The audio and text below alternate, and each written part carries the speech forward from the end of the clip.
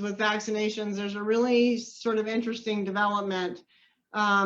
And that is, people may have seen in the news lately that certain employers, several very large nationwide employers, have been finding creative ways to encourage people to get a vaccine voluntarily.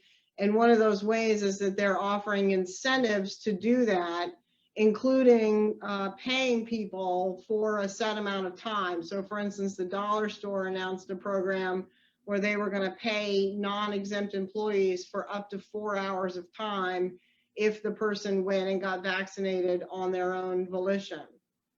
And the reason I think that's really fascinating is because it sort of goes hand in hand with wellness programs, because wellness programs are subject to ADA requirements. And so if you are requiring or encouraging a vaccination as part of a wellness program, you can offer limited incentives, but the ADA is the EEOC is in the process of changing the incentives that you're allowed to offer, and they are dictated by the EEOC. So there are limits on what kind of incentives employers can offer under these wellness programs to ensure that they remain voluntary and that people aren't feeling forced to comply with them.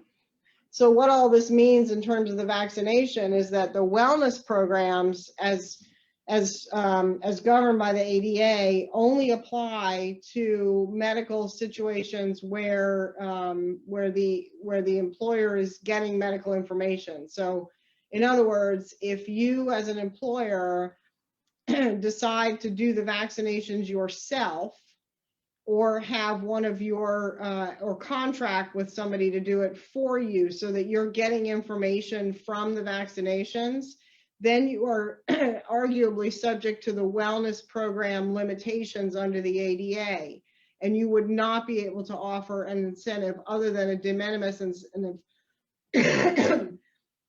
which is now defined as something like a water bottle, but not 4 hours of lost time.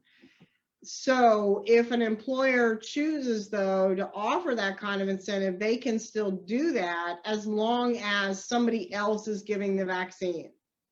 So I can say to my employees under these proposed wellness program regulations, without violating them, I can say, look, we want people to have the vaccines, but we're not giving them, and we're not contracting with anybody to give them. But if you go to wherever, the pharmacy or Hannaford or whoever's offering them, and have it on your own, we will offer an incentive to you to do that. And that is permissible.